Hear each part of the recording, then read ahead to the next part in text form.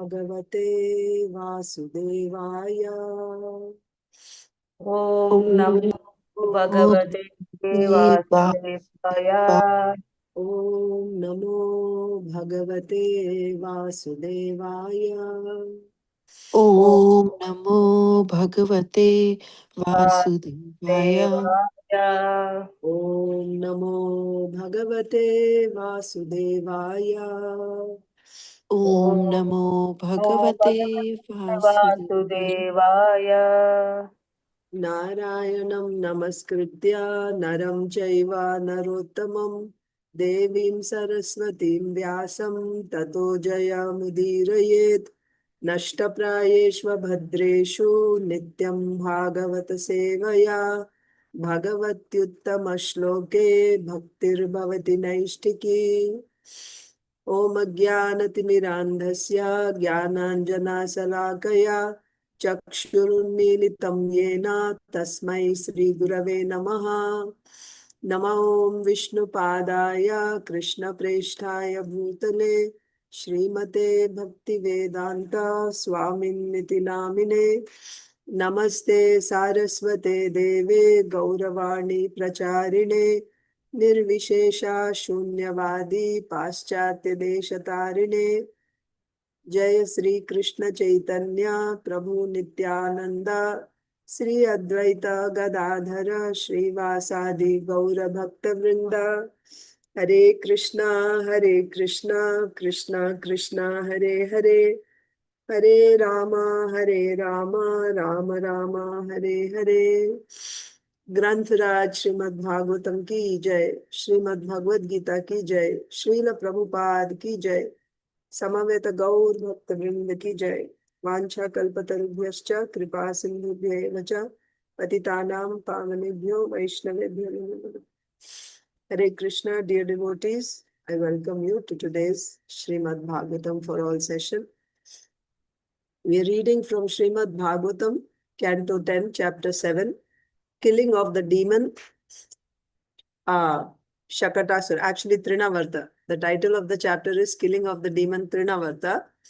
But now we are reading about killing the demon Śakaṭaṁ. So in yesterday's session, we read text 7, where Adaha Shayanasya Shishor Anolpaka.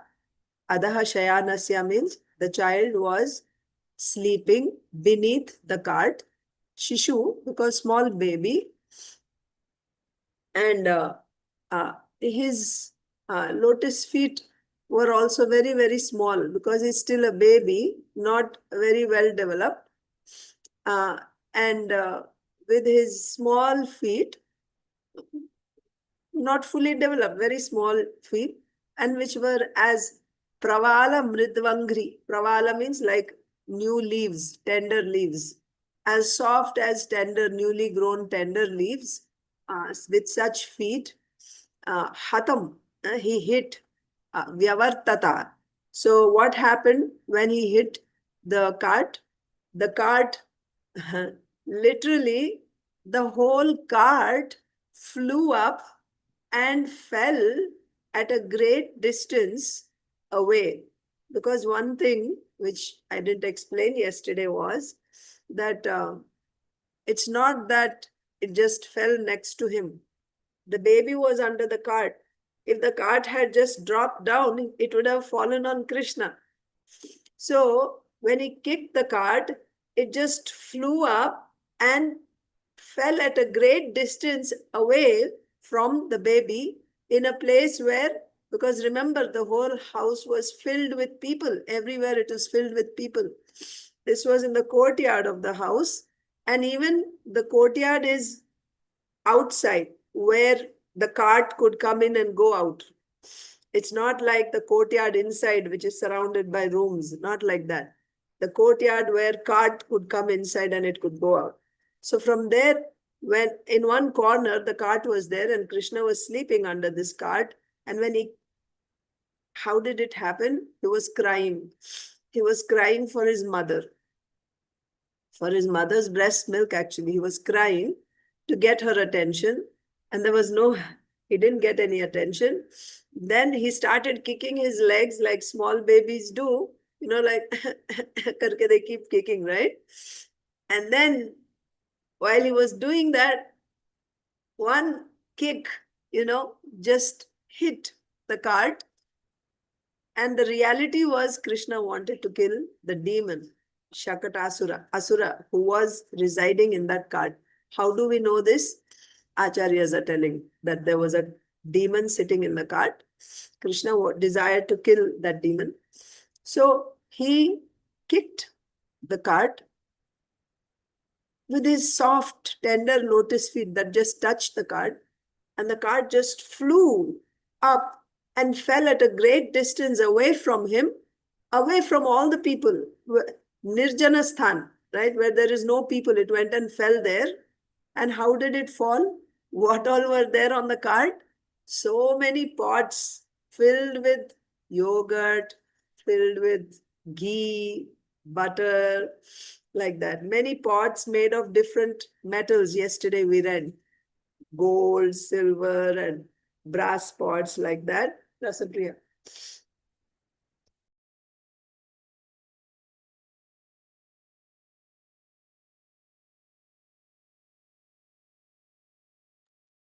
So it fell. And when it fell, all the pots fell down. All the ingredients came down. And what happened to the cart? The wheel got dislocated from the cart. The spokes also came out. The axle that was holding the two wheels together, that was separated. The pole of the cart was separated. It was basically just completely broken apart. That was the condition. So let's see what we read yesterday.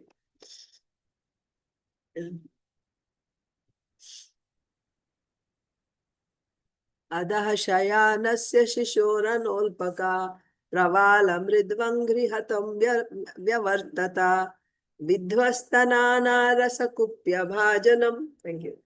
So vidhvasta means dislocated. All the parts were dislocated. There's one more thing that the Acharya says here. Of course, this is from different Acharyas. This is not directly from Srila Vishwanath Chakravarti Thakur's commentary. But this is from other Acharyas also. So, rasa, here it is said, right? Vidvasta nana rasa kupya bhajanam. Kṛṣṇa is thinking, I am a raso vaisaha, right? Kṛṣṇa is, he is the, what do you say? The abode of all rasas. He enjoys all rasas. And now these so many rasas are kept on top of me. What is this? Rasas means, Maharaj was explaining like yogurt and, ghee and butter like this. So many rasas, they are kept on top of me. I am the abode of all rasas. How there are rasas on top of me? With that, he just kicked and everything fell apart. That's just another explanation of this. Vidvasta nana rasa kupya bhajanam. And what we read here is nana rasa kupya bhajanam means pots made of different types of metals. So vyatyasta chakraksha vibhinna pubanam. That means it got dislocated. The wheels, axle, pole, spokes, everything got dislocated. And if you remember from yesterday, what did we read? The speciality of this pastime is the Lord killed many demons in the past, like Vamandev. He exerted himself to occupy 3 steps of land. He covered the whole universe.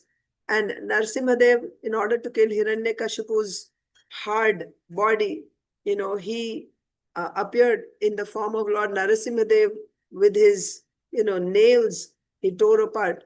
So he exerted himself to kill the demons.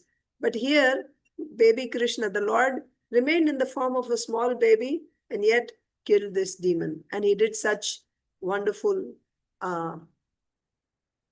tasks like killing, like breaking such a big cart.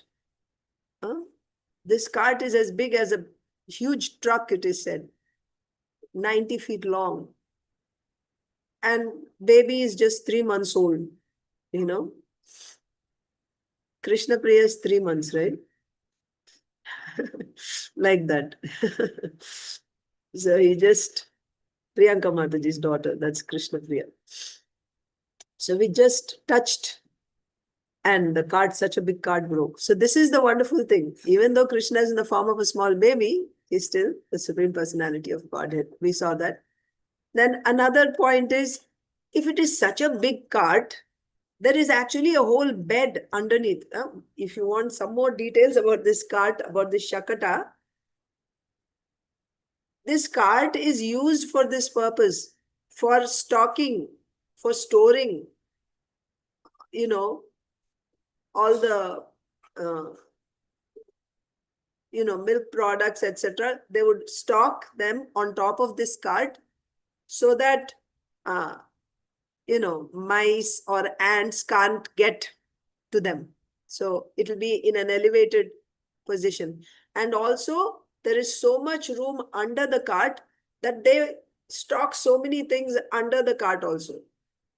That's what the cart is used for. We will see later that they actually worship the cart. Because it's like, all their products are being nicely stocked, they're kept nicely. So again, this is the Vedic culture. They worship the instruments, the machines, whatever you use, like the ox cart and, the plow, they worship them. So, so here, there was plenty of room underneath the cart, that there was a whole bed under the cart. So Yashoda Mai laid baby Kṛṣna there. She was also sleeping for some time to make him sleep under the bed. That's the point. Now you may wonder that such a huge cart, how the baby's foot is touching the cart, the roof. You may get that question. So there, Srila Vishwanath Chakravarti Thakur says, because this heavy demon śakaṭa was inside the cart, the wheels sunk into the ground, so the level came down, and when Kṛṣna kicked his legs up, it touched the roof and then it flew up. But in Vaishnava Toshani, it is said that here in the purport Srila Prabhupada is said, in the Vaishnava Toshani, it is said that yes, the cart was high for the child, but he could easily touch the wheel on the side. He could touch the wheel, and simply by touching the wheel, the whole cart came down, right? It just flew up and it broke like that. So now we'll do the next verse. dṛṣṭvā yaśodā-pramukhā vraja-striya autthānike karmaṇi samāgatāḥ nandādayaś cādbhuta-darśanākulāḥ kathaṁ svayaṁ śakaṭaṁ viparyagāt. Once again. dṛṣṭvā yaśodā-pramukhā vraja-striya autthānike karmaṇi samāgatāḥ nandādayaś cādbhuta-darśanākulāḥ kathaṁ svayaṁ śakaṭaṁ viparyagāt. dṛṣṭvā. dṛṣṭvā, after seeing. yaśodā-pramukhā vraja-striya. That means all the vraja-striyas, the cowherd ladies of Vraja, headed by Yashoda. Autthānike means this festival which is celebrating the utthāna, or the turning of Kṛṣna from his position, just sleeping on the back that was the situation until then, but now Kṛṣna is turning. So that's called utthāna festival. So autthānike karmaṇi samāgatāḥ. So all the ladies, vraja-stris, who had assembled samāgatāḥ for what? For the celebration of utthāna ceremony. All these ladies headed by Yashoda. Then what happened? Nandādayaś cādbhuta-darśanākulāḥ. And not just the ladies, Nanda and other cowherd men. Means the ladies headed by Yaśodā and all the men, cowherd men headed by Nanda Mahārāja. Cādbhuta-darśanākulāḥ. What is akulāḥ? Akulāḥ means they were completely perturbed, bewildered. They couldn't understand. Adbhuta. What is wonderful here? There was no earthquake. There was no tornado, right? There was no cause for the cart which was parked. It was not moving. It's not that, the cart is moving and then there was a bump and then on the road and then it just, fell down or something. It was stationary all this while. It was parked in the courtyard. All of a sudden, it just flies up in the sky and just goes and falls off at a great distance and it is all broken into pieces. Can you imagine? What would be your reaction if you saw something like that happening in your house? A huge, and it's not just a small thing that by the wind it just flew away. A huge 90 feet long cart. It just flew in the sky and fell at a great distance and it was broken into pieces. So, by the way, that was Kṛṣṇa's purpose too, that he wanted his mother's attention, but everybody was so busy in the celebration, nobody heard him cry. So he thought, everyone is, so busy and absorbed in this festival, they are not able to hear. I will make such a sound, I will create such a scene here that the whole festival will be over. And that's exactly what happened. They were eating or they were, busily engaged, everybody. But when they heard this, Maharaj even says, if they were eating, they didn't even bother to wash their hands. They just came running. They were shocked to see what happened. And wherever that sound came from, everybody came and assembled there near Kṛṣṇa. That's what he wanted to. So, what was the effect of that we are seeing in this? Nandādayaś cādbhuta-darśanākulāḥ. So by seeing this adbhuta-darshan, this wonderful thing, what is that darshan? The cart is broken, it fell apart and it's completely dislocated. All parts fell apart. Seeing this, akulāḥ, they were completely bewildered. What happened? Is this, they were thinking, is this because of some evil planet or something, some graha? By the influence of some graha, it happened. They all came and they started, kathaṁ svayaṁ vai śakaṭaṁ viparyagāt. Arey, kaise, how? Svayaṁ vai śakaṭaṁ viparyagāt. Apne se kaise toot gaya? How can it happen? Right? This cart on its own just flew in the sky and fell down. How can this happen? How can this happen? That was the question. Viparyagāt, here it became so heavily damaged, dismantled. And we don't see any cause. So everyone got assembled there. The cowherd ladies, cowherd men, all the cowherd ladies headed by Yashoda and all the cowherd men headed by Nanda Mahārāja. And they were all questioning about the cart. How did it happen? How did it happen? Did you see what happened? What could be the cause? Nobody saw. Who was there? Only the children were there.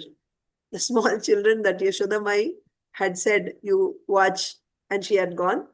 So they were there, but they didn't say anything because, you know, they were just sitting there and just, they were small children. You know how small children are. So, but they were all talking amongst themselves. Also, it is said that nobody was asking about Kṛṣṇa.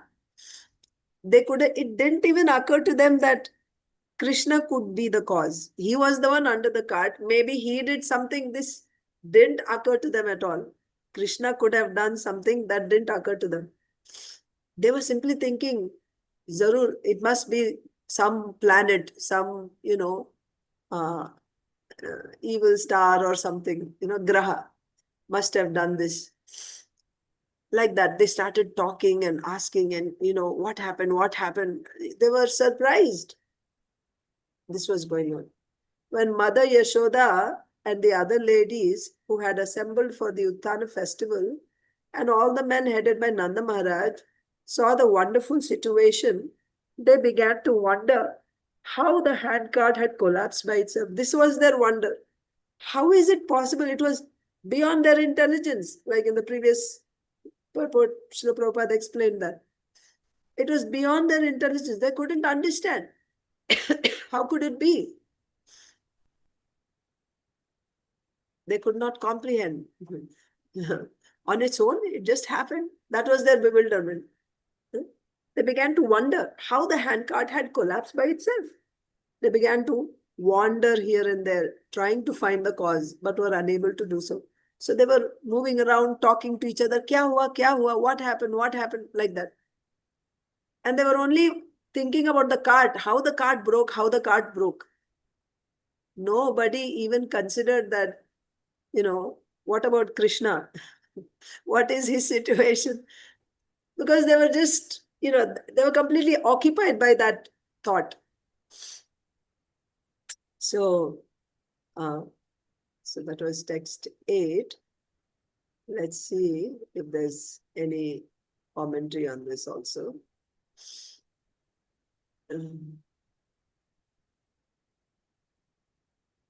Yes, Srila Vishwanath Chakravarti Thakur is saying, Nanda, Yashoda and the other assembled women and guests became dismayed upon seeing that astonishing event. They asked, how could the cart fall apart on its own? That's all. How could the cart fall apart on its own? Next verse. Ūcur avyavasita-matīn. Ūcur avyavasita-matīn. Gopān gopīś bālakāḥ. Rudatānena pādena. Kṣiptam etan saṁśayaḥ. Once again. Ūcur avyavasita-matīn. Avyavasita-matīn. Mati means intelligence. Avyavasita. Kaam nahi kar raha hai. Intelligence is not working. They lost their avyavasita-matīn. Right? Their intelligence is not functioning. To such gopas and gopis, the elder gopas and gopis, to the gopas and gopis whose intelligence was not functioning now, ūcur spoke. They spoke. Who spoke? Bālakāḥ, the small children who were watching Kṛṣṇa all the while, because they saw all these elders, they were bewildered about how the cart could have dismantled on its own. But they saw what happened, how Kṛṣṇa kicked his leg and then the cart fell. They were witness. They had directly seen. If you remember, the children, they were so naturally, they were so attracted to Kṛṣṇa, small children, 3 years, 4 years, like that, small children, that they would simply, they were not interested in the whole festival that the elders were celebrating. They were only interested in looking at Kṛṣṇa. Baby was sleeping, baby Kṛṣṇa was sleeping, and their happiness was just looking at him. So they were just sitting there and looking at him all the while, continuously. And then when Kṛṣṇa cried, they were trying to pacify him in their small baby language, baby words, like tup raho, huh? Mummy, ma aayegi, tup raho, like that. They were trying to pacify the baby, small children, like that. But they saw the whole thing. Here, the important point is they were the only witness. They were the witness. They saw Krishna's Leela. They saw the Tattva. Exactly what happened, they saw. They were the only people who saw. So, when all the adults were bewildered about what happened, the children began to speak. And you know how they were speaking?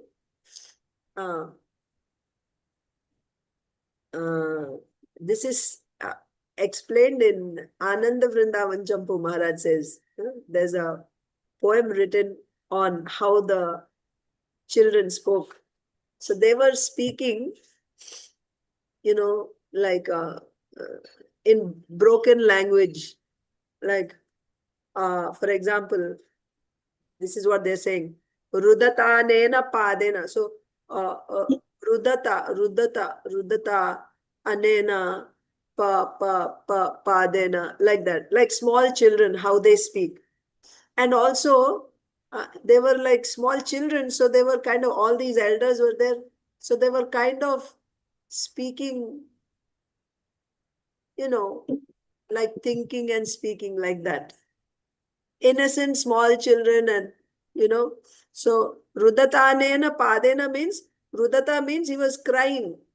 He was crying. So the boys, the children began to tell the elders in their small baby language, rudatānena pādena kṣiptam etan saṁśayaḥ. What was their question? How did the cart fall on its own? So the children said, Rudata, he was crying. How this cart fell? It fell because the baby was crying, and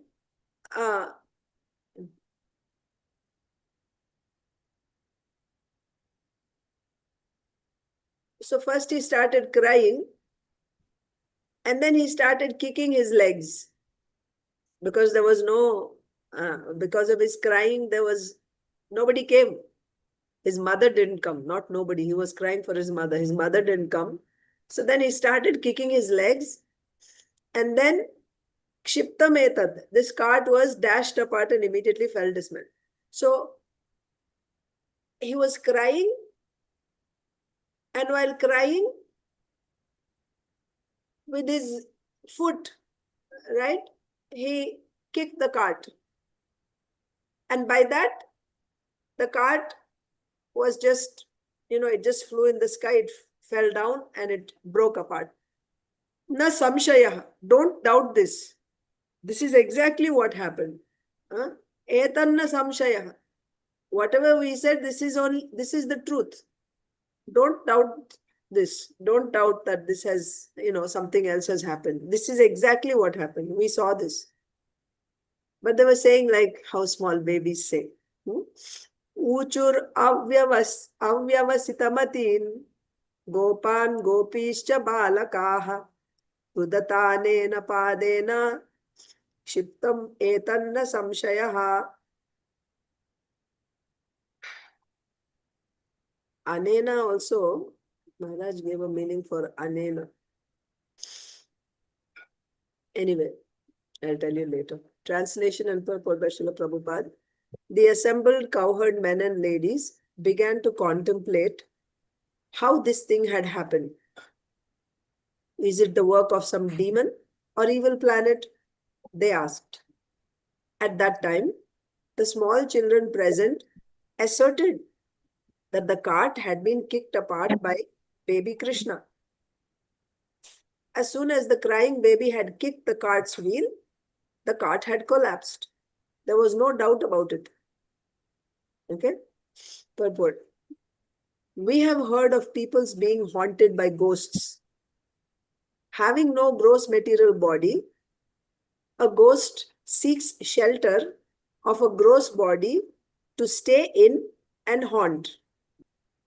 The Śakaṭasura was a ghost who had taken shelter of the handcart and was looking for the opportunity to do mischief to Kṛṣṇa.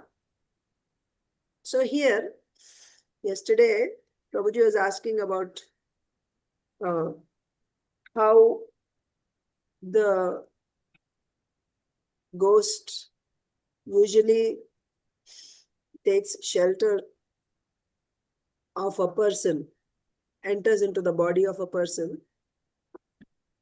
Here Srila Prabhupada is also writing, a ghost seeks shelter of a ghost body to stay in and haunt. Why? Because the ghost does not have a gross body. Ghost itself does not have a gross body. Ghost has the subtle body so it lives in a ghostly existence, subtle body only. So the ghost... That is a mountain when I started with them.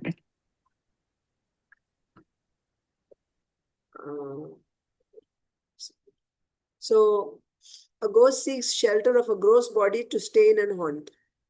The Śakaṭasura was a ghost who had taken shelter of the handcart and was looking for the opportunity to do mischief to Kṛṣṇa.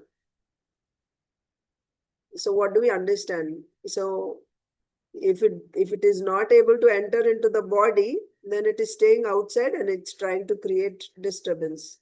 But if it's able to, and also, when does a ghost take charge of a person, take control over a person?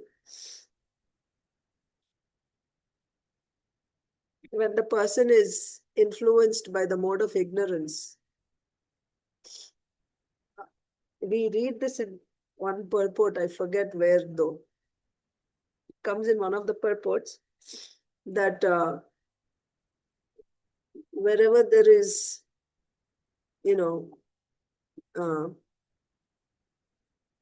dirtiness, ghosts like to stay there. For example, when you sleep at night and if you're drooling, ghosts like to eat that. So therefore, in the morning when you wake up, you should immediately wash your mouth and take bath like that. So the place has to be kept clean. Otherwise, ghosts like to come and stay there. So they attack people and also those who have, mental illnesses, psychological diseases. We give different names in the modern science, but they are actually attacked by ghosts because of being in the mode of ignorance. They are attacked by ghosts to sell. So,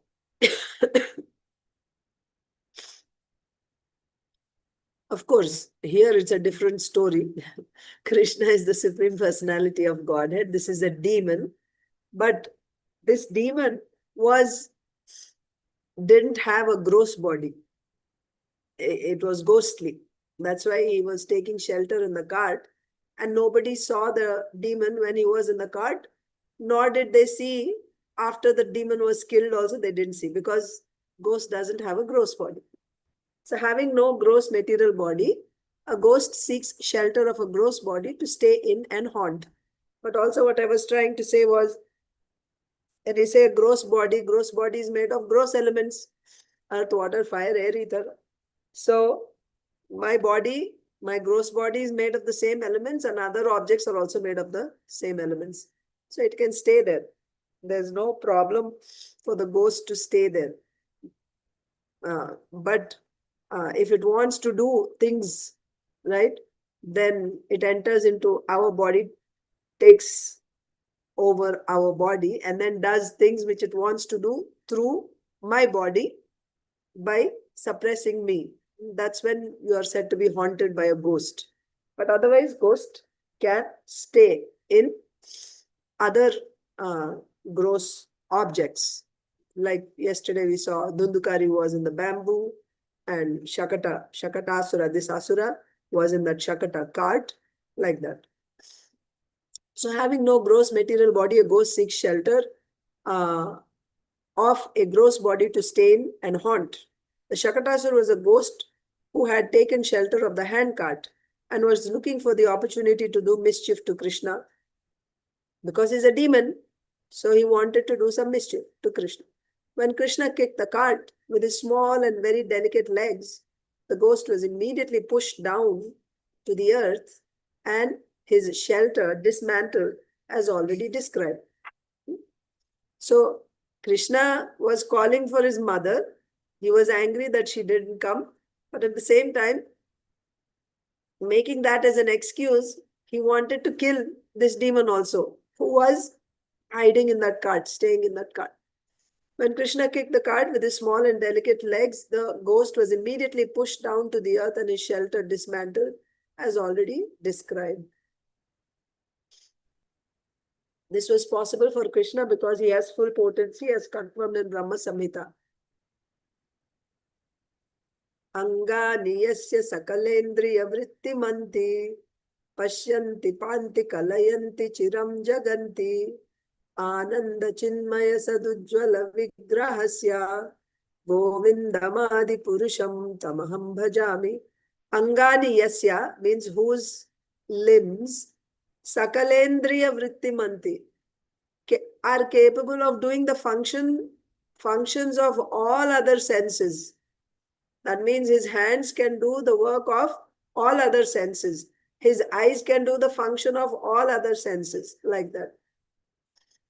So Krishna's body Sachidananda Vigraha or Ananda Chinmaya Rasa Vigraha. Rasa Vigraha. Ananda Chinmaya, blissful, and Chinmaya. It is conscious chit, right? Transcendental. Rasa Vigraha, filled with all mellows. And form, Vigraha. He is a personality with a beautiful form. Ananda Chinmaya Rasa Vigraha. That is, any of the parts of his Ananda Chinmaya body can act for any other part. Such are the inconceivable potencies of the Supreme Personality of Godhead. The Supreme Lord does not need to acquire these potencies. We want to practice some, practice so that we can acquire some skills or some powers. Does Kṛṣṇa have to do something to acquire these potencies? No. Svabhaviki jnana balakriya cha. Svabhaviki. Parasya shaktir vividhaiva shruyate svabhaviki jnana balakriya cha. Jnana balakriya. Right? These are naturally svabhaviki. He has all these potencies in him naturally. He doesn't need to acquire them. All the powers of Kṛṣṇa. The Supreme Lord does not need to acquire these potencies. He already has them. Thus Kṛṣṇa kicked his little legs and his whole purpose was fulfilled. Also, when the cart broke, an ordinary child could have been injured in many ways. This is the other thing, right? Now, after hitting the cart normally you would expect it to just collapse and fall on top of the baby underneath. So when the handcart broke, an ordinary child could have been injured in many ways. But because Kṛṣṇa is the Supreme Personality of Godhead, he enjoyed the dismantling of the cart and nothing injured him. Everything done by him is Ananda Chinmaya Rasa, full transcendental bliss. Thus Kṛṣṇa factually enjoyed. So this is the other thing that we should note here, that it is not a tragedy. Normally you would expect it to be like, oh my God, a danger, right? But this was a pastime, a leela, which was full of bliss. Nobody was injured, except for that demon that got killed, and which was good. But Kṛṣṇa was not injured, and no people. The cart went and fell in a place where no people were there. It just went and fell and it just broke. Important thing is Kṛṣṇa was not injured. Although he kicked, but he was not injured. How is this possible? Kṛṣṇa is the Supreme Lord. He has all the potencies naturally. He enjoyed dismantling the cart and nothing injured him. Everything done by him is Ananda Chinmaya Rasa, full of transcendental bliss. Thus Kṛṣṇa factually enjoyed. The nearby children saw that actually Kṛṣṇa had kicked the wheel of the cart, and this was how the accident happened. By the arrangement of Yogamaya, all the gopis and gopas thought that the accident had taken place because of some bad planet or some ghost. But in fact, everything was done by Kṛṣṇa and enjoyed by him. He did it and he enjoyed it. Those who enjoy the activities of Kṛṣṇa are also on the platform. Hare Krishna. Yeah, turn it off. Those who enjoy the activities of Kṛṣṇa are also on the platform of Ananda Chinmaya Rasa. So, or in other words, when you are on the same platform of that, on the platform of Kṛṣṇa, right? Platform of Kṛṣṇa means on Vishuddha Sattva, on the transcendental platform. Not even just transcendental platform. In the transcendental platform also there are various levels. So you can be on the Jnanamaya, Vijnanamaya, Anandamaya, like that. Different levels are there of consciousness. So when you are on the platform of Kṛṣṇa consciousness, right, that's when you will be able to also enjoy these pastimes the way Kṛṣṇa is enjoying. So when Kṛṣṇa performs the pastimes, he is enjoying them, of course, but everyone else who participates in that also enjoys it. Everyone else means his devotees. The devotees who participate by hearing, speaking, remembering, they will also enjoy this pastime. So those who enjoy the activities of Kṛṣṇa are also on the platform of Ananda Chinmaya Rasa. Blissful, transcendental, and mellows, right? Rasa means mellows. They will be on the same platform, and then only they can actually factually enjoy the activities of Kṛṣṇa. They are liberated from the material platform. When will that be? That will be after you enter into pure devotional service, and yes, after you enter into pure devotional service. And then also all your anarthas are all removed like that. Not all, most of them. So those who enjoy the activities of Kṛṣṇa are also on the platform of Ananda Chinmaya Rasa. They are liberated from the material platform. When one develops the practice of hearing Kṛṣṇa Katha, he is certainly transcendental to material existence. How reassuring it is, right? All we have to do is, when one develops the practice of hearing Kṛṣṇa Katha, this is our way. Because when we hear the definition of pure devotional service, we think, oh, pure devotional service is so far. It is so, it's far. It's a very distant goal for me. You will feel like that, isn't it? Seeing our present condition. But the path is also given. You have to develop the practice of hearing Kṛṣṇa Katha. When one develops the practice of hearing Kṛṣṇa Katha, he is certainly transcendental to material existence, as confirmed in Bhagavad Gita. Sagunan samatitya etan brahma bhūyāya kalpate. Sagunan samatitya etan. Right? You transcend the gunas, 3 gunas. Brahma bhūyāya kalpate. Unless one is on the spiritual platform, one cannot enjoy the transcendental activities of Kṛṣṇa. Or in other words, whoever engages in hearing the transcendental activities of Kṛṣṇa is not on the material platform, but on the transcendental spiritual platform. The thing is, hearing Kṛṣṇa Katha is direct devotional service. Hearing Kṛṣṇa Katha, chanting Kṛṣṇa's glories, Kṛṣṇa's names, pastimes, remembering them, And like this, there are actually 64 limbs. They're called direct devotional service. When one is performing these activities, direct devotional service, that activity is transcendental. That activity itself is transcendental. Bhakti, hearing, chanting, that activity is transcendental activity.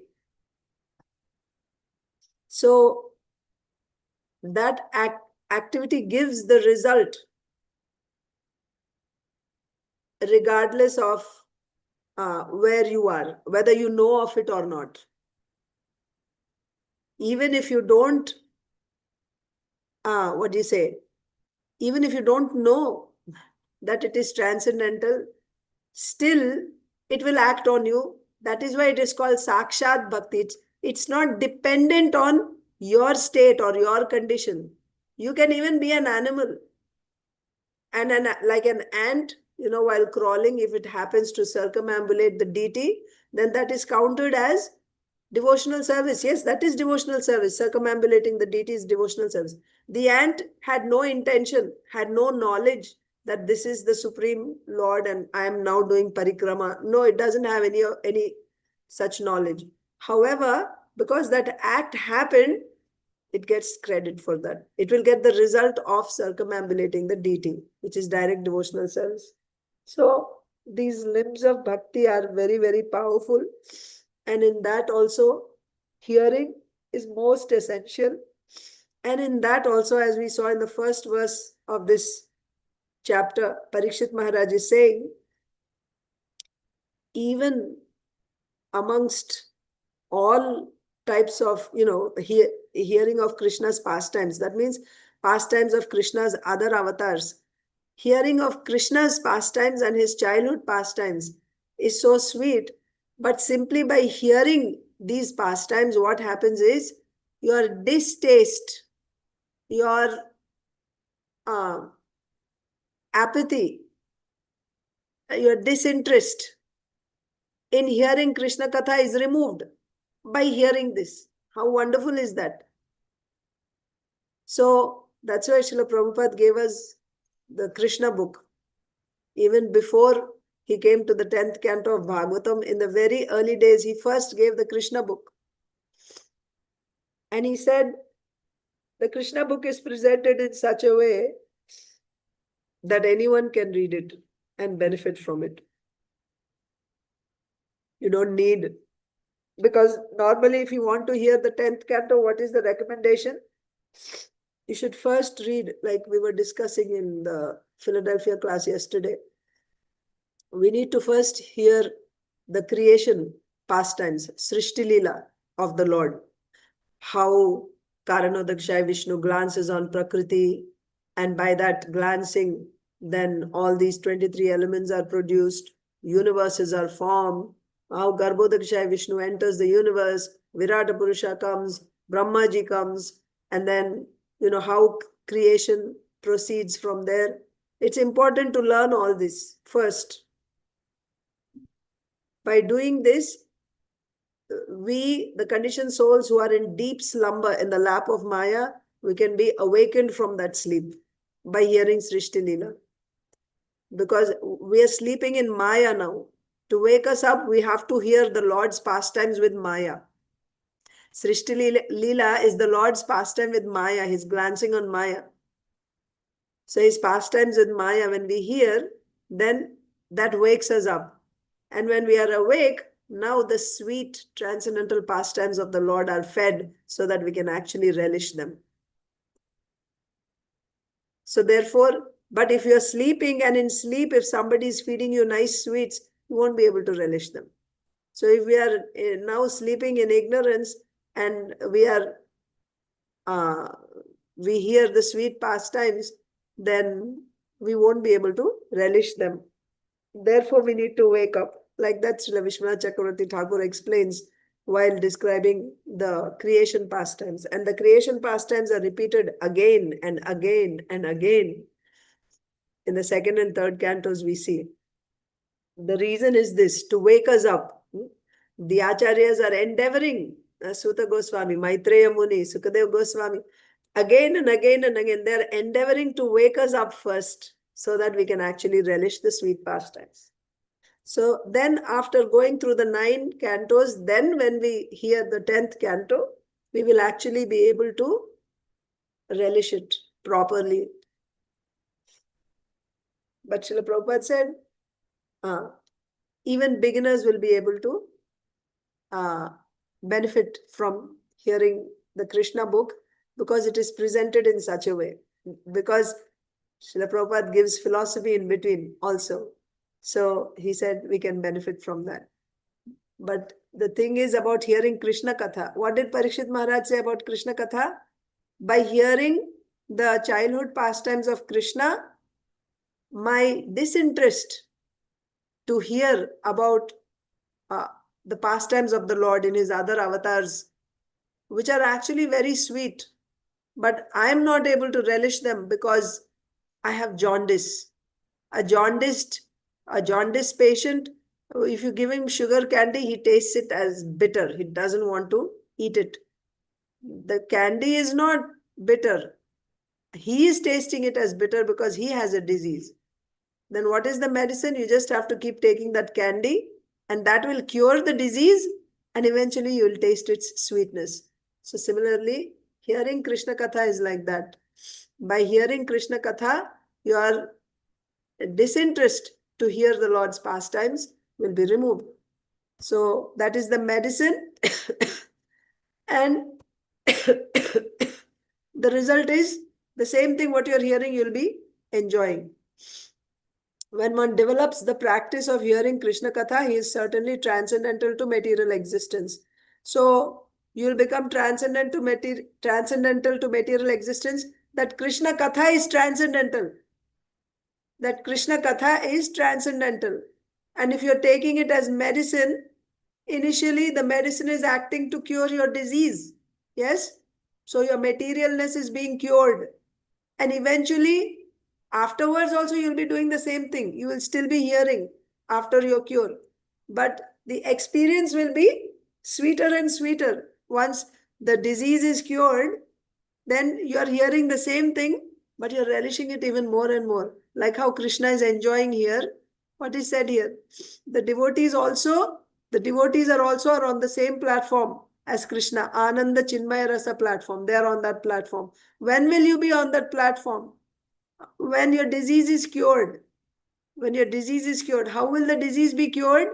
By hearing. There is no second method.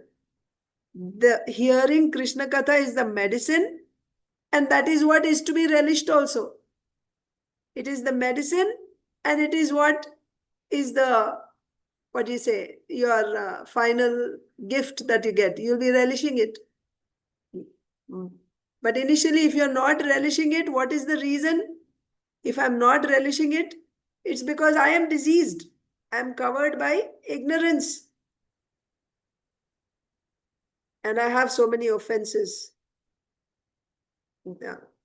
Offenses and ignorance are the cause. What is the solution? Hearing and chanting. And in hearing also, actually, what do we hear? Nama, Rupa, Guna, Lila. Names, form, qualities and pastimes. All are Kṛṣna Katha. Kṛṣna Katha means hearing about Krishna's names, Krishna's form, his beauty, Krishna's qualities, and Krishna's pastimes. So can we hear anything? Sequence is given, order is given. Best is to hear the name. Again, the science is the same. For you to get the full benefit, if you follow in this order, because when you hear the names of Kṛṣna, when you chant Hare Krishna, Krishna Krishna, Hare Hare, Hare Rama, Rama Rama, Hare Hare, you are hearing the holy names of the Lord. So this is purifying the heart. Yaśodā-pramukhā. It's purifying the heart. Then in that purified heart, then when you hear about Krishna's form, Rupa, that form you can actually see in the mirror of your heart. The heart is now pure by chanting the names of the Lord. You can appreciate the form better. When you hear about Krishna's form, when you see Krishna's form, you're able to appreciate better when the heart is purified by chanting the names of the Lord. And then after that, after hearing about Krishna's form, and by that you get more purification by which you are able to appreciate Krishna's qualities. When you hear about Krishna's qualities, you're able to appreciate, because now you will see the beautiful Kṛṣṇa and he has these wonderful qualities. And finally, when you hear about Krishna's pastimes, now you have already appreciated his names, his form, and his qualities, this personality. And then when you hear about his wonderful pastimes, what are his dealings with his devotees? So you'll get maximum benefit. You'll appreciate the most if you go in this order. But if your heart is not purified by chanting the names of the Lord, and if you're directly jumping to hear the pastimes of the Lord, it's not that you won't get any benefit. Of course you'll get. But if you want to get the full benefit, then you progress in this way. Nama, Rupa, Guna, Leela. Like that. So first is hearing the names. That purifies the heart. And then you proceed further. So, it is said that those who enjoy the activities of Kṛṣṇa are also on the platform of Ananda Chinmaya Rasa. They are liberated from the material platform. So when you say liberated from the material platform, again, when you say hearing, those who have developed the practice of hearing, don't just think just for some time. No. As soon as you say pure devotional service, it is continuous. Anukulyena Kṛṣṇānuṣīlanam. Anuṣīlanam.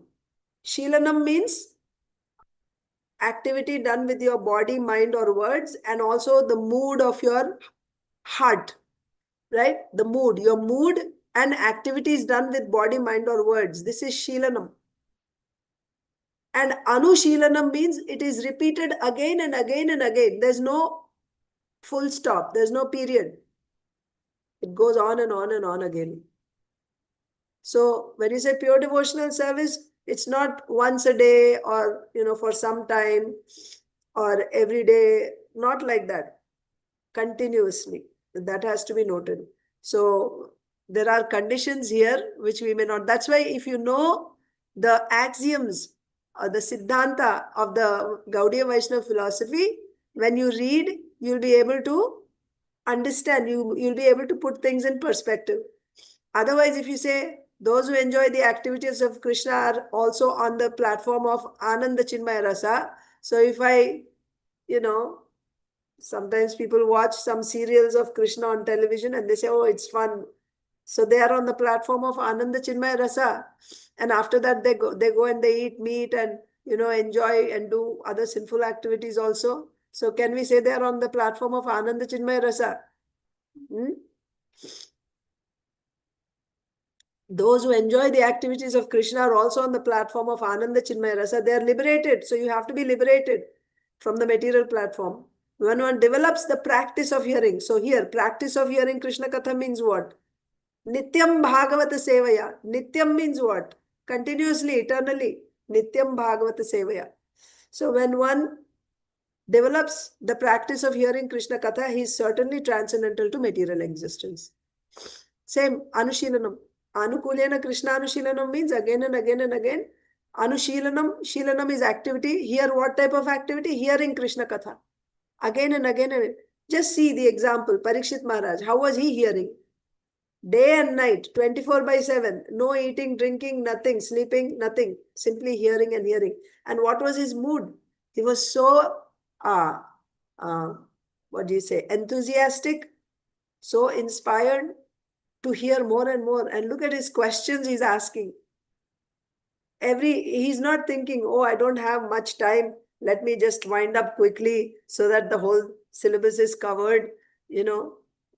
My time is coming close. Not like that. He just goes into all details. Oh, why this? Why not that? Even about creation, he keeps asking questions. So many questions Parikshit Maharaj asks. That shows his, how much taste he has, how much interest he has. So that's the thing. There's no stopping. Even in this material world, we have this experience. If you like to do something, let's say you like to do art, drawing, or, sometimes we make garlands, or, sometimes we bake and decorate cakes. You just name it, right? You get so absorbed in that, you're not aware of the time, day or night, whether you have eaten or not. You're completely absorbed. If that is possible in this material, on the material platform, how much more it should be on the devotional platform, on the transcendental platform. Can you say, for some time, this is, my schedule, from this time to this time, I will hear Krishna Katha, and after that, I'll do something else. No problem. No. It's absorption. Pure devotional service means it is absorption. Absorption in Krishna Katha. Wanting to hear more and more and more. Yes. Then, yes, you are liberated. When one develops the practice of hearing Krishna Katha, he is certainly transcendent. But that doesn't mean we should become discouraged. Oh, I'm not there yet. We have to see where we have to go and where we are at now and how to get there. So how to get there, Srila Prabhupada is giving that also. When one develops, so you have to develop it.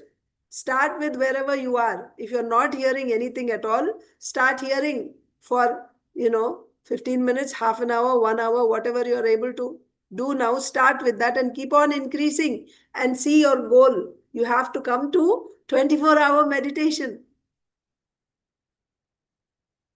When one develops the practice of hearing Krishna Katha, he is certainly transcendental to material existence, as confirmed in Bhagavad Gita. Sagunan samatitya etan brahma bhuyaya kalpate. Unless one is on the spiritual platform, one cannot enjoy the transcendental activities of Krishna. Or in other words, whoever engages in hearing the transcendental activities of Krishna is not on the material platform. Whoever engages in hearing the transcendental activities of Krishna is not on the material platform, but on the transcendental spiritual platform. So right now, as long as you are hearing, yes, you can say, because this activity is direct devotional service. You are connecting, right, through your hearing. You are engaging in the transcendental activity. You are connected to the Lord through direct devotional service. So yes, you are connected. So you are on the transcendental platform as long as you are hearing to that extent. To that extent, yes. And you have to keep increasing so that you can stay on that platform all the time. Then it's pure devotional service. So let's see if there's purport to this verse. Commentary to this verse. Ūcur, yes. The children who had witnessed the event described it to the gopis who could not discern what had happened. The gopis asked, "Is this the work of some demon or evil planets?" Like that. Okay. So what we read today was, the children said, what exactly happened? Krishna was crying and kicking his legs. And as soon as he kicked the cart just flew and it fell apart. This is a fact. Don't doubt this. Like this, the children said. Now, what was the response of the gopas and gopis after hearing the children? That we will see tomorrow. Does anyone have any questions or comments on this before we go to Bhagavad Gita?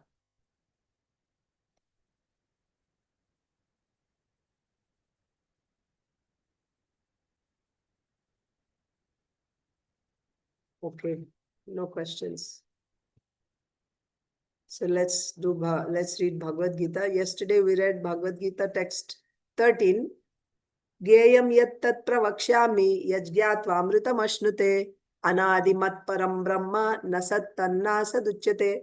So Jnanam is those 20 limbs of Jnana sadhanas, 20 limbs. Amanitvam, adambhitvam, ahimsa, kshantirarjavam.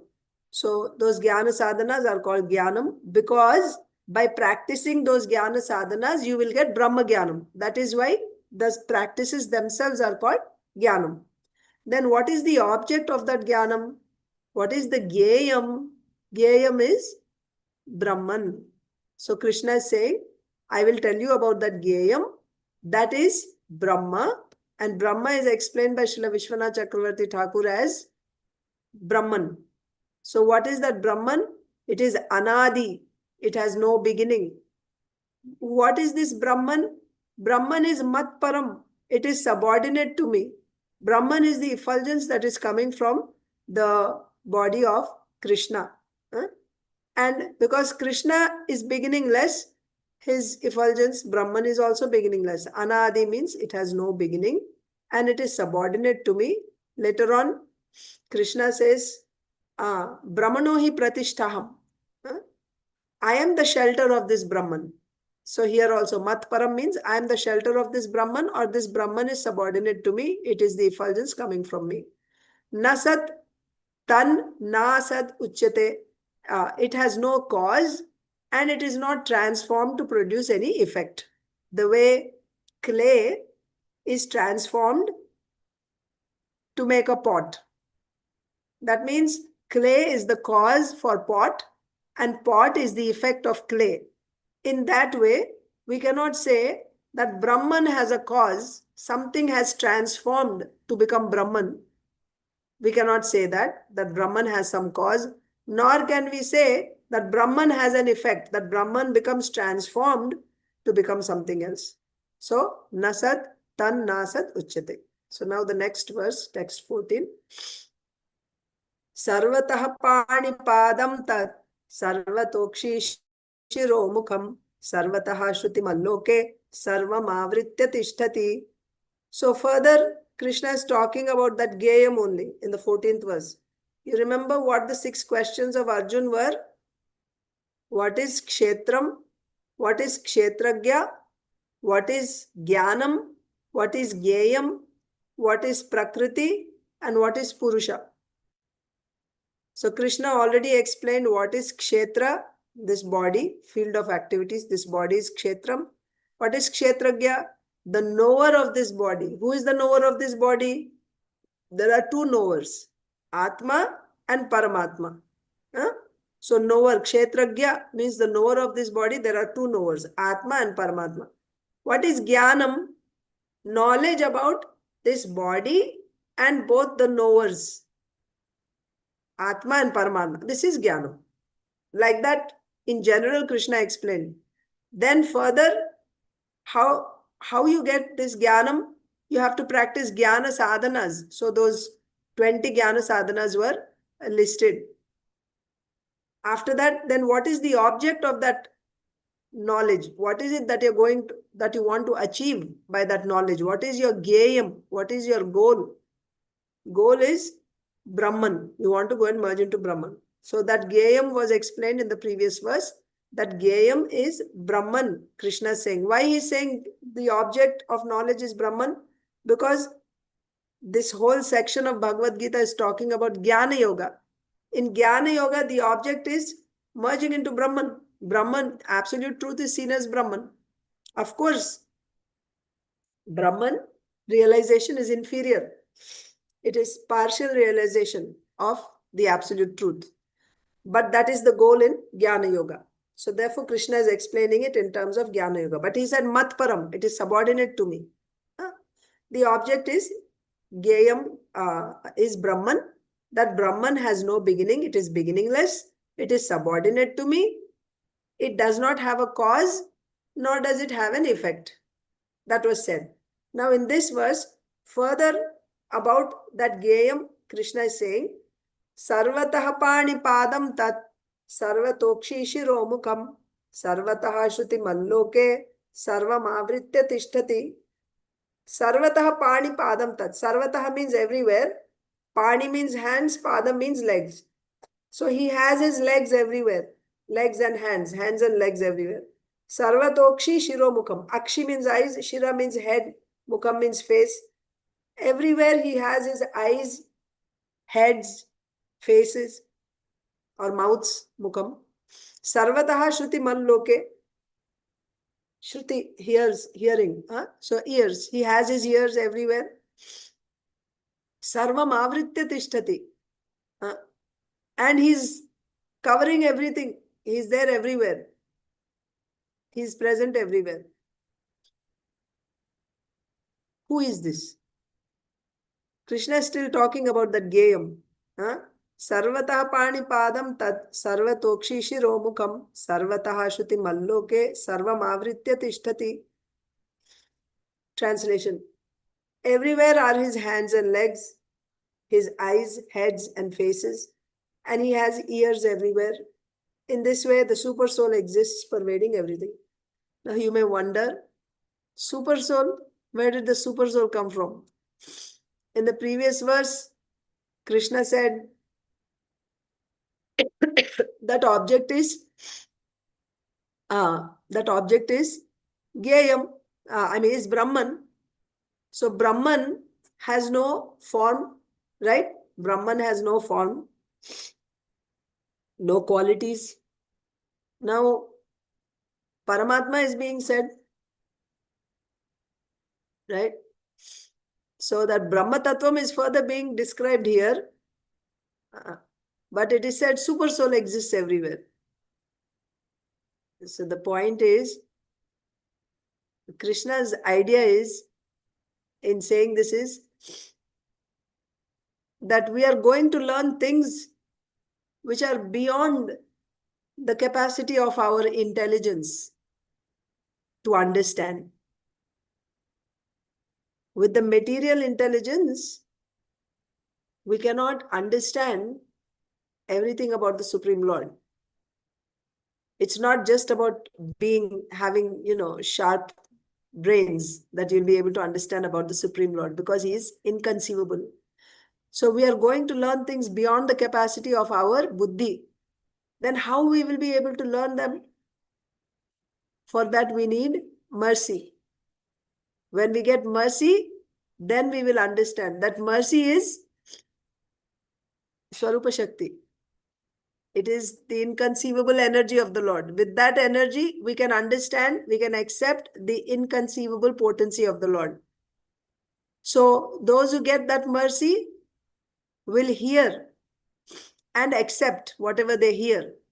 And those who don't have that mercy, after hearing, they will just go away because they didn't understand.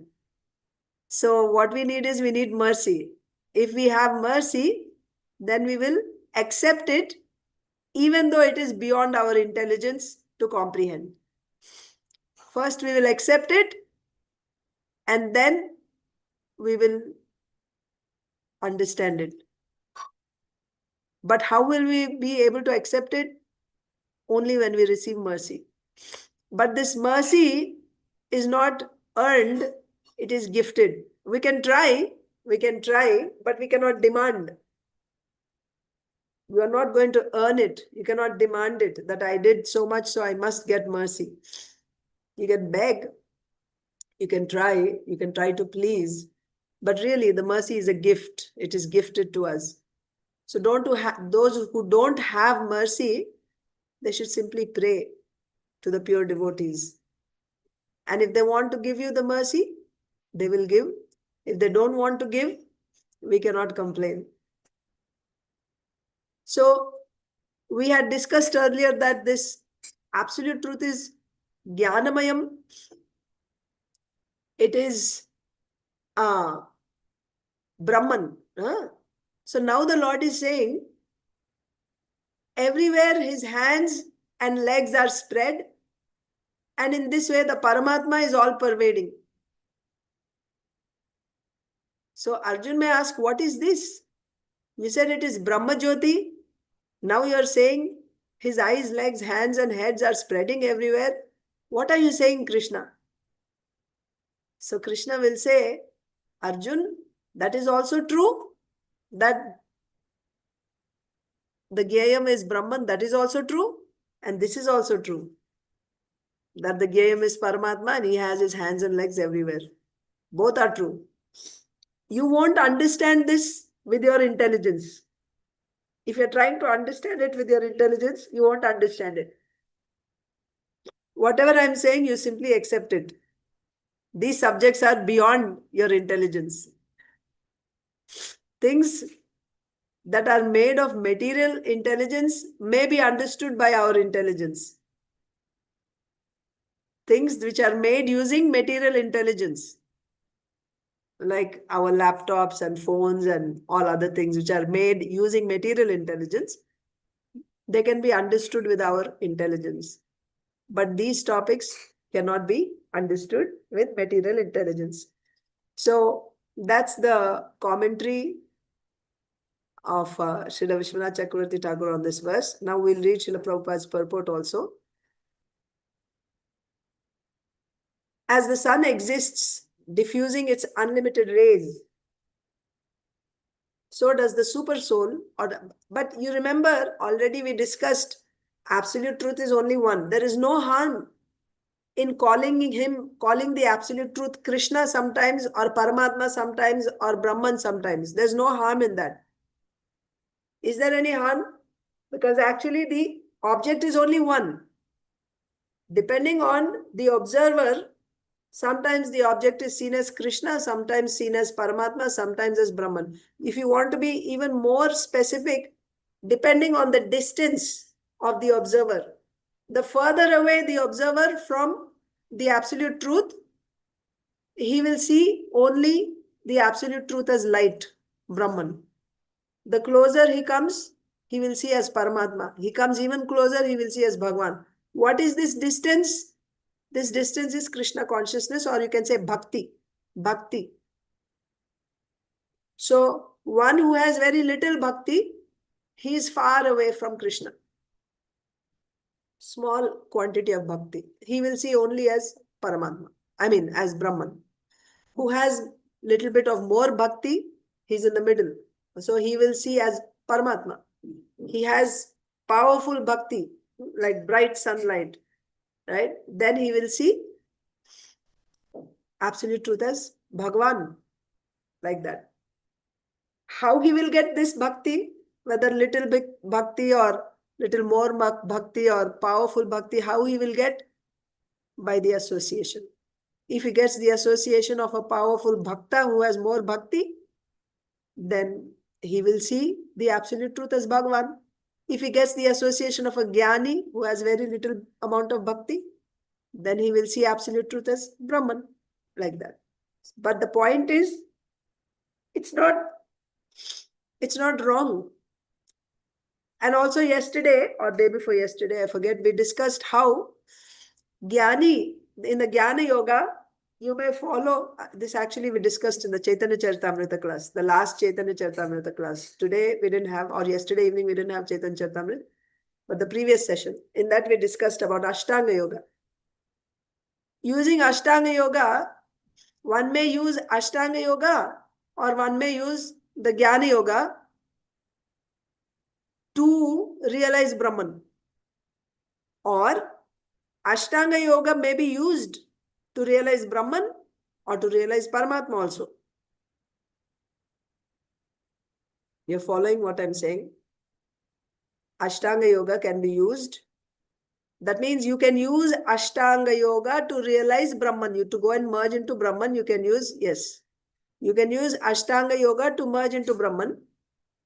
Or you can use this Jnana Marga with Jnana Sadhanas, as we saw, Kṛṣṇa is explaining. By following these Jnana Sadhanas, Tvam Padartha Jnana, Tat Padartha Jnana, Aikya Jnana, and ultimately you can go and merge into Brahman. And when you're following Ashtanga Yoga, what do? First, you focus on Paramatma. You focus on Paramatma, but if your goal is Brahman, then you pull your mind away from Paramatma. Or you use the Shat Chakra system. Yes, Mataji. You use the Shat Chakra system to elevate yourself, elevate the soul, the prana, higher and higher. And then either Sadhya Mukti or Krama Mukti. Through that, you go and merge into Brahman. So these details we have discussed in the last Chaitanya Charitamrita session. If you want, you can hear the details there. So my point here is, if Kṛṣṇa is saying in the 13th verse, this is Brahman, and in the 14th verse, if he's saying Paramatma, is there any problem? There is no problem. Who will say there is a problem? One who didn't receive the mercy. He will not accept it. He will say, how? It doesn't make sense, and he will leave and go away. That's the point. Let's just read this purport. As the sun exists, diffusing its unlimited rays, so does the super soul or supreme personality of Godhead. He exists in his all-pervading form, and in him exist all the individual living entities, beginning from the first great teacher Brahma down to the small ants. There are unlimited heads, legs, hands, and eyes, and unlimited living entities. All are existing in and on the super soul. Okay? Are you all familiar with the creation diagram? Or do you want me to show it?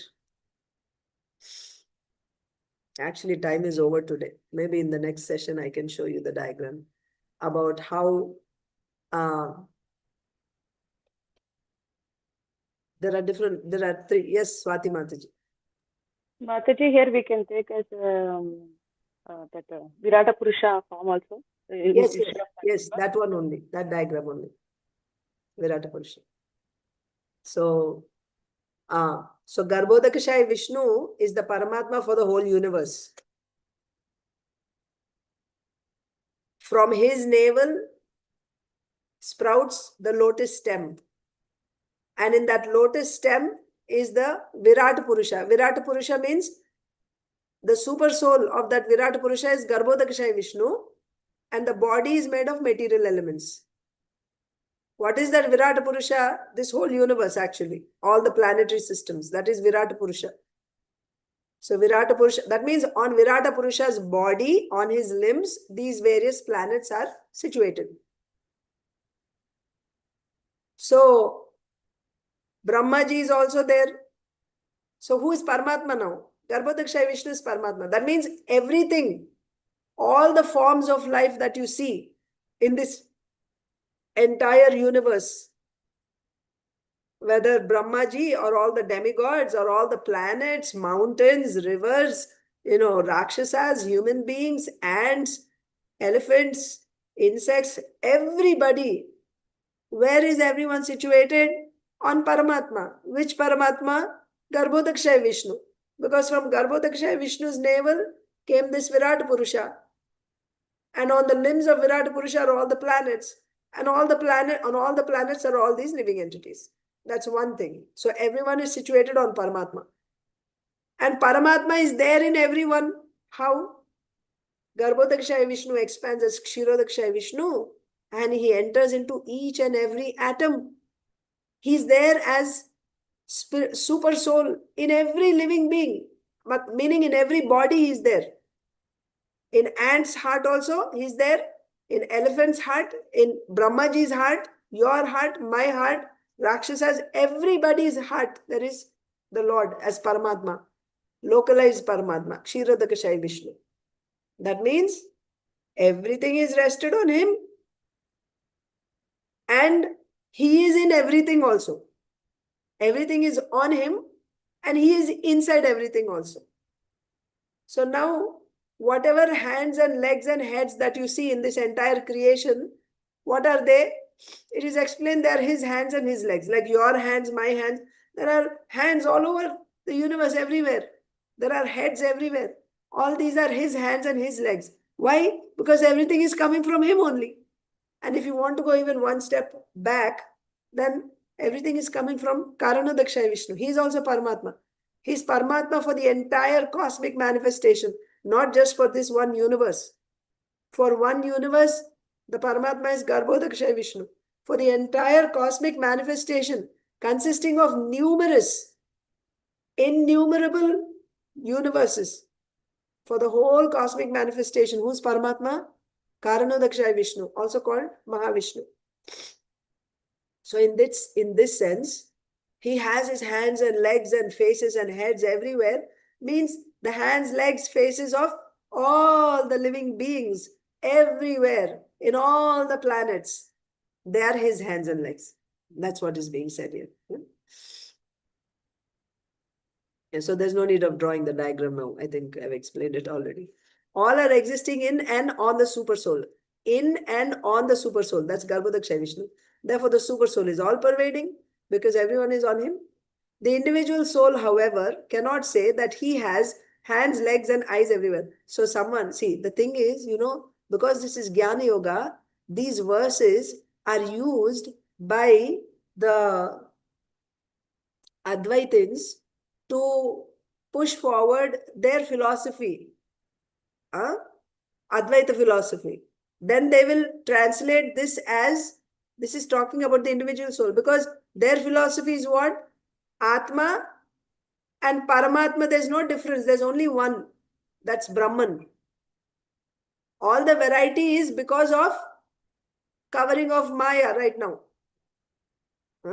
Brahman, when reflected on Maya, then that Brahman appears in so many forms. And when that Maya is lifted, there's only one. This is their philosophy, Advaita philosophy. So these verses of Bhagavad Gita, they will give the commentary of Advaita philosophy's commentary on this says that this verse is talking about the Brahman. And Brahman means you and me, because ultimately there's only one Brahman. The individuality is in the conditioned state. That's their point. So Srila Prabhupada is countering that now.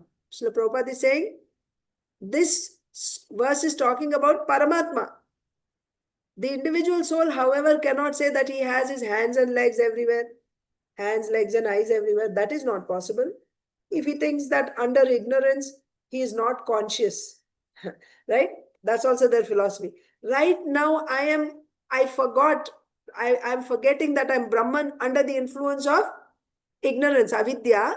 I'm forgetting that I'm Brahman. When avidya is removed, then I will realize that I am that Brahman. That's their philosophy. So Srila Prabhupada is saying, if he thinks that under ignorance, he is not conscious that his hands, legs are diffused all over, right? Actually, my hands and legs are everywhere, but right now I'm not conscious because I'm covered by avidya. If he thinks like that. But when he attains to proper knowledge, he will come to that stage. His thinking is contradictory. His thinking is contradictory. This means that the individual soul, having become conditioned by material nature, is not supreme. If you are the supreme, how you got controlled by material nature? That's the flaw. How you can be covered by avidya if you're supreme? Do you ever see Kṛṣṇa is covered by avidya? Never. Even in his pastimes, if he, like in Kṛṣṇa's Vrindavan pastimes, he's afraid of the stick of Mother Yashoda. If he is, that means how he becomes fearful. If you say, that's not because of avidya. The external energy, he never touches the external energy. His Swarupa Shakti, his Leela Shakti causes him to covers his Aishwarya Jnanam. Aishwarya Jnanam means his opulence is covered by the Lord. The Lord's opulence is covered by this Leela Shakti. So he will also not realize that he is the supreme. And his pure devotees also, like Yashoda Mai, she will also not see that he is the supreme. Why? Because if she sees that he is the supreme, then instead of showing a stick, she'll be like offering pranams and obeisances to him. Then what type of Vatsalya Rasa will Kṛṣṇa relish in that relationship? If his mother is bowing down in front of him, oh, you're the Supreme Lord. So that rasa will not become successful. So therefore, by his Leela Shakti, which is his own Swarup Shakti, for the successful completion of, or for the success of that Leela, covers the Aishwarya Jnanam of the Lord. Yes, Mataji. Sure, Mataji. I have to, sorry, his Aishwarya Jnanam gets covered. Kṛṣṇa's Aishwarya Jnanam becomes covered by, so can you say now, oh, I am also like that. Right now, my knowledge, my Aishwarya Jnanam, that all my legs, I have my legs, hands and heads everywhere. This is my Aishwarya Jnanam. It is covered right now. By what? It's covered by avidya, you're saying. It's covered by avidya. Avidya is the external energy. Kṛṣṇa's knowledge is never covered by avidya. He is never touched by avidya. So that's the flaw. He is not covered by avidya. So if I'm covered by external energy means, so even in their philosophy, they say there is two types of living entities. One is Ishvara and one is Jiva. Ishvara is superior. So like when you say, because Shastras also talk about Lord Vishnu and all the incarnations. So you have to show the difference, right? All the extraordinary activities, superhuman activities performed by the Lord, how he's performing. What is the difference between Jiva and Ishvara? They have to show. If you're saying it's just Brahman in the ultimate issue, then how Ishvara is doing all those wonderful things and the living entity is not able to do? So their explanation is Ishvara is in the mode of goodness and Jiva is in the modes of passion and ignorance. In that sense, Ishvara is superior to Jiva. However, ultimately, Ishvara also has to give up the goodness and Jiva has to come out of passion, ignorance. Everything has to be given up and then you have to realize that you're Brahman. That means this Ishvara is also temporary. That means the form of Lord Vishnu is temporary, Kṛṣṇa is temporary, these forms are temporary. In the ultimate issue, there's only one, that is Brahman. Everything else is Brahma Satyam Jagat Mithya. That's their philosophy. So Srila Prabhupada in his purports counters the Mayavad philosophy. Wherever there is an opportunity, Srila Prabhupada counters that Mayavad philosophy. So if you say that this verse is talking about individual soul and the individual soul has his hands, legs everywhere, then that means the individual soul, but right now it's not able to realize that he has his hands and legs everywhere because of being covered by avidya. So the living entity has come under the control of avidya by material nature. Then if he is covered by material nature, he cannot be the supreme. The supreme is different from the individual soul. So we are talking of that supreme here. We are not talking of the individual soul. The Supreme Lord can extend his hand without limit. The individual soul cannot. Try, extend your hand and see how far it will go. But the Supreme Lord can extend his hand without limit. Individual soul cannot. In Bhagavad Gita, the Lord says that if anyone offers him a flower or a fruit or a little water, he accepts it. Where is Kṛṣṇa? He is in Golok Vrindavan. But from there, he extends his hand and he takes whatever you're offering. So he's actually proving that he can extend his hand anywhere. Can you extend your hand like that? Individual soul. In Bhagavad Gita, the Lord says that if anyone offers him a flower or a fruit or a little water, he accepts it. If the Lord is a far distance away, how can he accept things? This is the omnipotence of the Lord. Even though he's situated in his own abode, far, far away from earth, he can extend his hand to accept what anyone offers. That is his potency. In the Brahma Samhita 537, it is stated, Goloka eva nivasatya khilatma bhutaha. Although he's always engaged in pastimes in his transcendental planet, he is all pervading. So in this verse, it is said, he is all pervading. See? Pervading everything. And also, Paramatma is also his feature only. Through Paramatma, he is all pervading. But as Kṛṣṇa also, he is all pervading. It's not that in Kṛṣṇa's form also, he's all pervading. So, the individual soul cannot claim that he is all pervading. Therefore, this verse describes the super soul, the personality of Godhead, not the individual soul. That is the conclusion. Okay. So Kṛṣṇa was explaining what is Gyeyam in the 13th verse. He said Gyeyam is Brahman. And in the 14th verse, he's further explaining the same, that Brahman, but here he is explaining that Brahman as Paramatma. That's all. We should not take this as individual soul. Okay. With that, we end the session here. Does anyone have any questions? And if anyone needs to leave, you can leave. And anyone has any questions? Thank you so much, Mataji. Such wonderful explanation. And all the questions and answers. Thank you so much. Hare Kṛṣṇa. Okay. So shall we Thank you, end the session? Mataji. Hare Kṛṣṇa. Hare Kṛṣṇa. Thank you. Okay. So we'll end here. Granth-raj Srimad Bhagavatam ki jai. Atulya Harinam Prabhu. Yes, Prabhuji. Sorry, Mataji. I had a question now. But if we're leaving, then I can keep it for park tomorrow. Either way, it's fine. Okay. Okay, then I'll ask you. I think it's not a big question. So I was just wondering, here, this verse of Bhagavad Gita, Kṛṣṇa, Kṛṣṇa is the Paramatma, has eyes and ears everywhere, and there is the universal omniscience of the Lord, But Kṛṣṇa also has that, human-like emotion of child crying for milk, and the pastimes that he performs in Mathura, Vrindavan, everywhere else. So the transition between that universal omniscience to this human-like, pastimes. Who like, does Yogamaya temporarily suspend his like all pervading awareness for the sake of rasa, or it's just, how does that transition happens? It's the same person, right? Yeah. Kṛṣṇa is the same person. Yes. Yeah.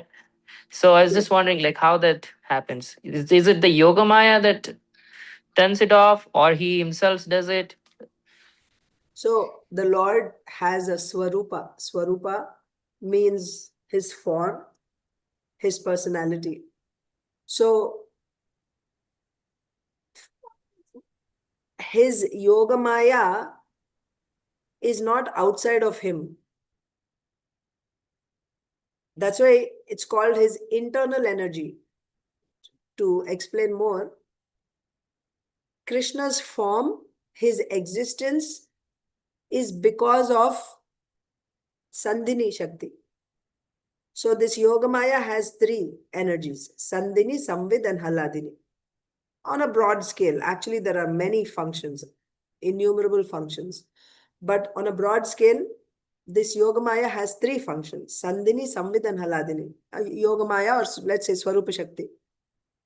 So Sandhini is responsible for the form of the Lord, for the existence of the Lord. That means he's existing. That eternal form of the Lord is made of what? It's made of his Sandhini Shakti. And his cognizance, right? Omniscience. He knows past, present, future. He knows everything that's happening in every nook and corner. That is from his Samvid Shakti. It's because of his Samvid Shakti. And whatever pleasure he's experiencing, he's Ananda Purusha. He's always experiencing pleasure. Where is that pleasure coming from? From his Hladini potency. So what do we understand from this? Kṛṣṇa and his internal energy, you cannot separate.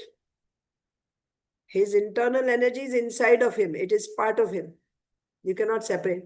Whereas the external energy is outside of him. But at the same time, even though it is outside of him, it cannot exist independent of Kṛṣṇa. Its existence is because of Kṛṣṇa. Without Kṛṣṇa, it cannot exist independently. That is why, even though it is outside Kṛṣṇa, it is Kṛṣṇa's energy, like a shadow. Shadow can only be there when there is light. If there's no light, there is no shadow.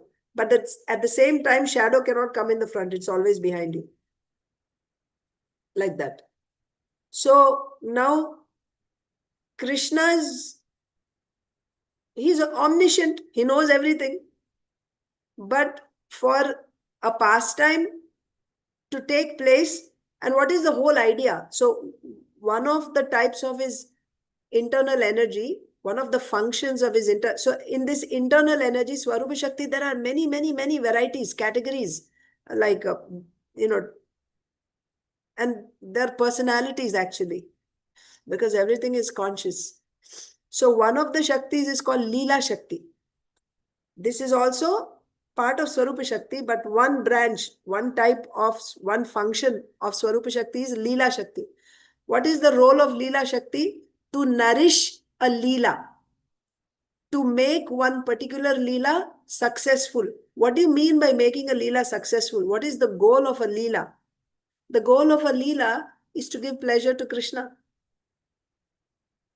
What do you mean by giving pleasure to Kṛṣṇa? There are different tastes. So, there is a taste, rasas as you call, right? There is Sakhya Rasa, there is Vatsalya Rasa, there is Madhurya Rasa. And also you have secondary rasas like Hasya Rasa, Virya Rasa, Bhibatsa, like that. Different types of tastes are there. And as soon as Kṛṣṇa as soon as he desires to taste something, immediately, because all these energies are within him, they are part of him, right?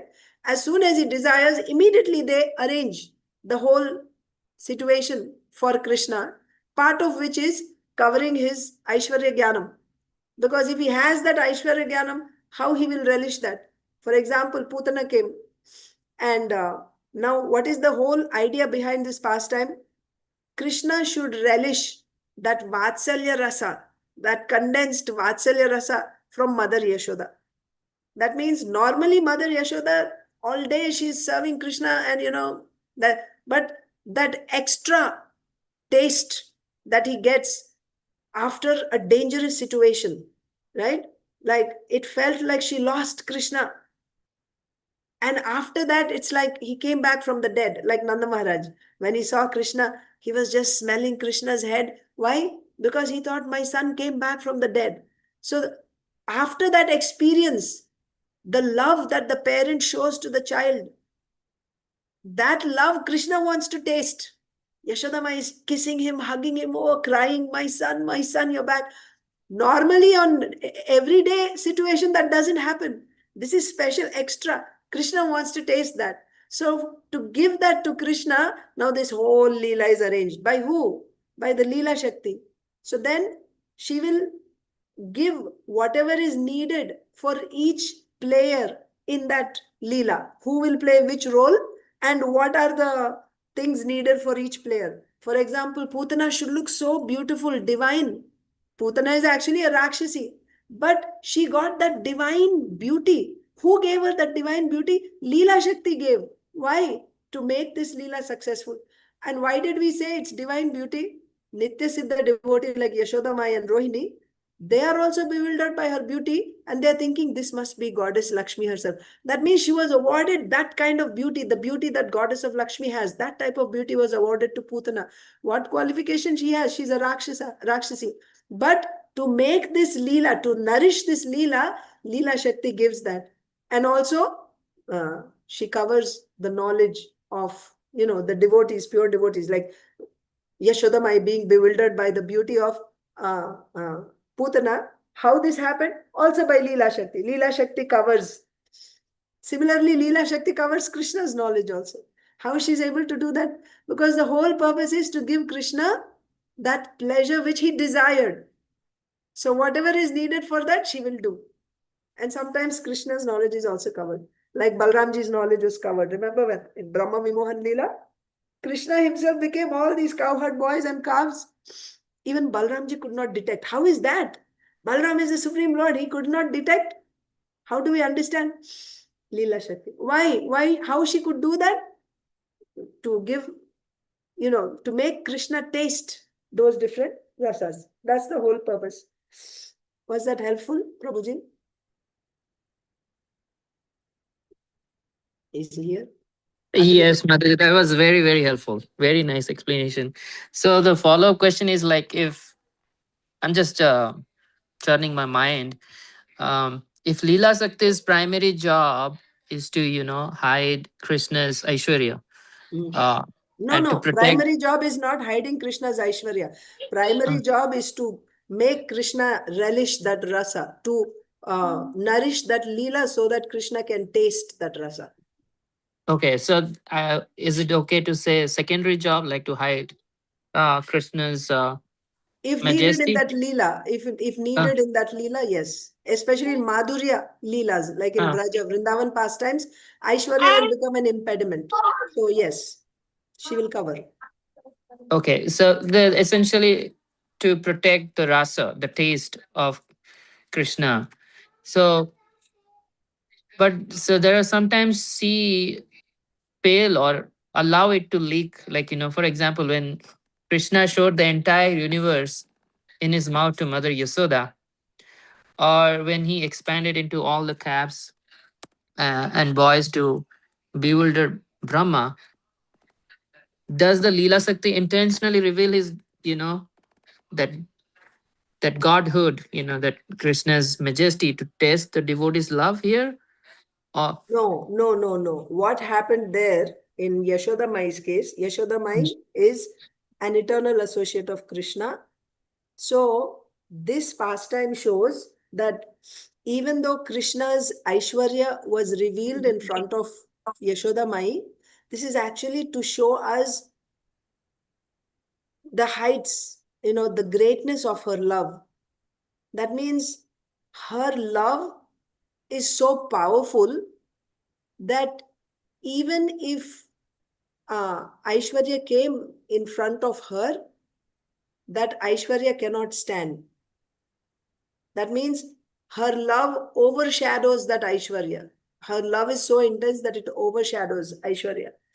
But also, there is some more explanation to this. Maybe I will explain tomorrow. This is from the Chatushloki Bhagavatam. There is an elaborate explanation to that.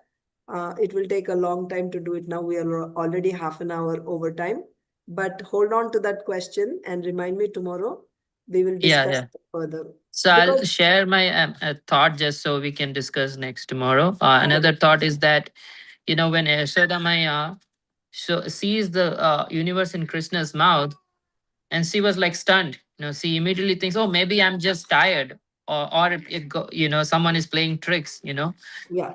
And then went back to mothering him. Like, is this like Leela Shakti playing here? Even when the secret is out,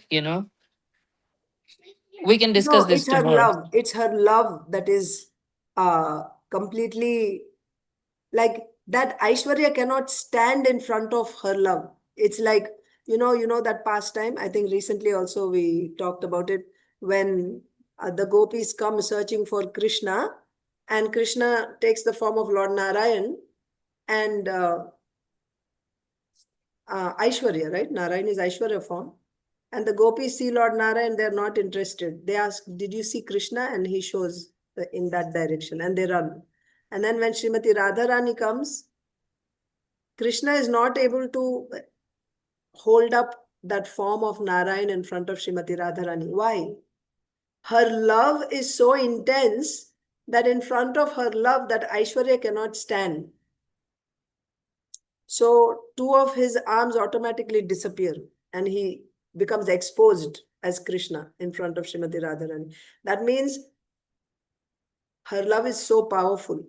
Like that, Yaśodā-Mai's Vatsalya Prema is so powerful that in front of that knowledge of Kṛṣṇa's Aishwarya cannot stand. Even if it is revealed, it has no ground there. It won't be able to stay there.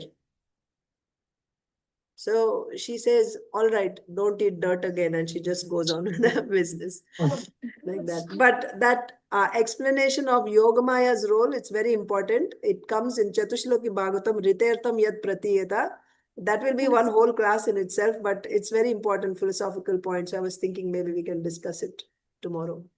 Sure, Mataji. Thank you. So, is there a moment like where Kṛṣṇa overpowers his own Yogamaya? Like, because maybe he wants to assert his position as the supreme. As I said, the Yogamaya is part of him only. That's why I told you in the beginning, his form is from his Sandhini Shakti. His, cognizance, knowledge is from its Samvid Shakti. His pleasure is from his Hladini Shakti. So these Shaktis are Yogamaya. So Kṛṣṇa's Yogamaya is not outside of him. It is part of his personality, you can say. So you cannot separate it from, that's why it's called internal energy. So there's no question of him subduing the Yogamaya. And it's him only. You cannot, that's Achintya, of course. Right. One, and you cannot separate from him, but at the same time, they're also there as personalities like that.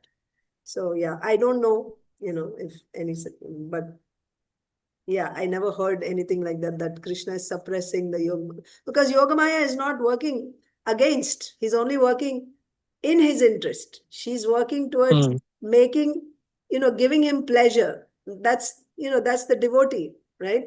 Also, Yogamaya acts on Kṛṣṇa's devotees, his eternal associates and Kṛṣṇa. Mahamaya acts on those who are not devotees. Even in Kṛṣṇa Leela, like Kamsa, etc., Mahamaya is acting. On Yaśodā-Mai, Nanda Mahārāja, Vrajvasis, Yogamaya is acting. So Yogamaya's jurisdiction is Krishna's pure devotees and Kṛṣṇa. So why would see. Kṛṣṇa try to suppress Yogamaya in any way? Doesn't make sense. Thank you, Mataji. Thank Hare you. Krishna. Nice questions. So tomorrow we'll try to discuss that Chatushloki Bhagavatam's verse. We will end here. Thank you all so much. Grantaraj Srimad Bhagavatam ki jai, Srimad Bhagavad Gita ki jai, Samaveta Gaur Bhakta Vrinda ki jai. Vancha kalpatarubhyascha kripa sindhu evacha patitanam pavanam Ananta Koti Vaishnava Vrinda ki jai. Srila Prabhupada. Thank you.